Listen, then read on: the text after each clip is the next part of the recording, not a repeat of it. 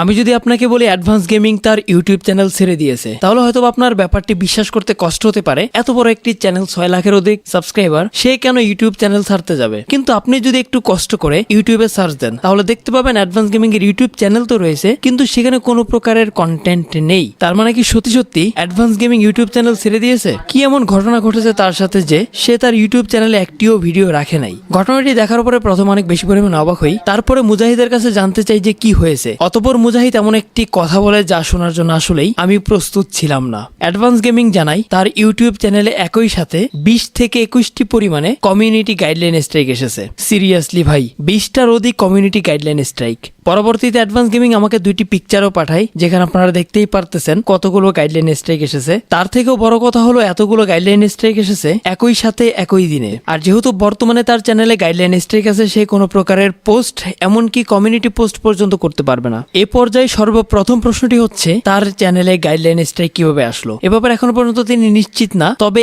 স্প্যামারদের একটি ঘটনা তিনি উল্লেখ করেছেন, অর্থাৎ হয়তোবা স্প্যামারদের জন্য হতে পারে। এর বাইরেও তিনি ব্যাপারগুলোকে খুঁজে বের করার চেষ্টা করতেছেন।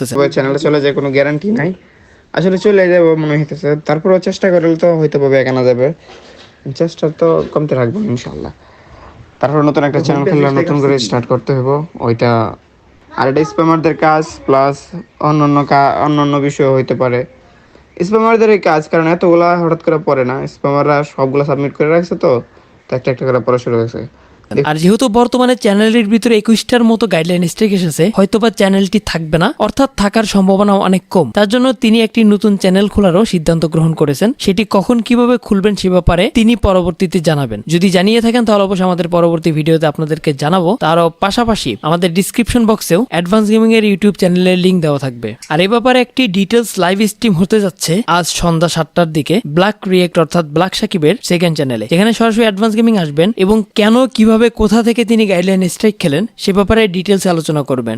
এ পর্যায়ে এসে আমি নিজেও একটু ভয় রয়েছি, কারণ আপনারা জানেন আমাদের পুরো চ্যানেলটাই হচ্ছে একটি কপিরাইট কন্টেন্টে ভরা একটি চ্যানেল। অর্থাৎ আমরা সমস্ত ব্যক্তিদের ভিডিও কন্টেন্টগুলো, ভিডিও টপিকগুলো ব্যবহার করে থাকি, যেখানে তারা রোস্টার তারাও ব্যবহার করে, কিন্তু আমি যে পরিমাণে 100% ব্যবহার করি এই পরিমাণে কেউ ব্যবহার করে না। অর্থাৎ আমি নিজেও অনেক বেশি পরিমাণে ভয় পেয়ে গিয়েছি যখন শুনতে পেলাম যে অ্যাডভান্সের চ্যানেলে এতগুলো গাইডলাইন স্ট্রাইক এসেছে। আর এই পর্যায়ে আমারও মনে হচ্ছে একটা ব্যাকআপ রাখা উচিত। আর ব্যাকআপ স্বরূপ আরো একটি নতুন সেকেন্ড চ্যানেল করেছি, কারণ এর আগের যে সেকেন্ড চ্যানেল ছিল সেটি একদম বাজে একটা অবস্থায় রয়েছে, সেটার মনিটাইজেশন পার্মানেন্টলি ডিসেবল হয়ে গেছে। তাই একদমই নতুন একটি চ্যানেল খুলেছি।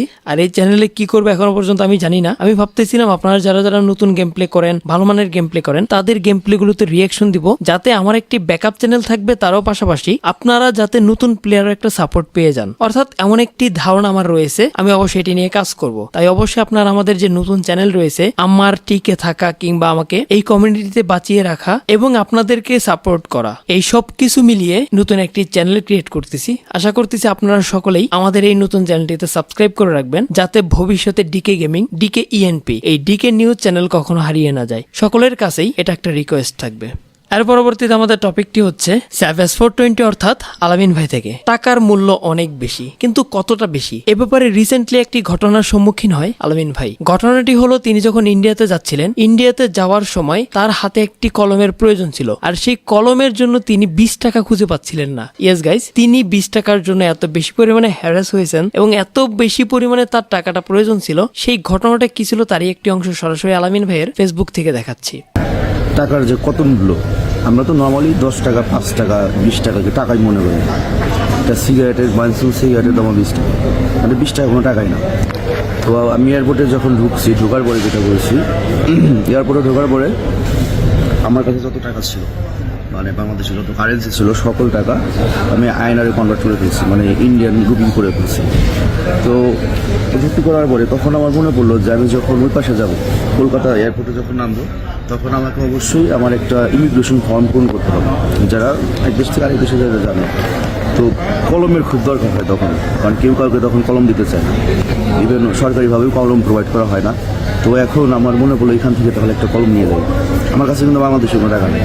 তো আমি দোকানে গেলাম, দোকানদারকে বললাম, ভাই আমার কাছে তো টাকা নেই, বাট একটা কলমের দরকার, 20 টাকা কলম, সর্বনিম্ন কলম 20 টাকা।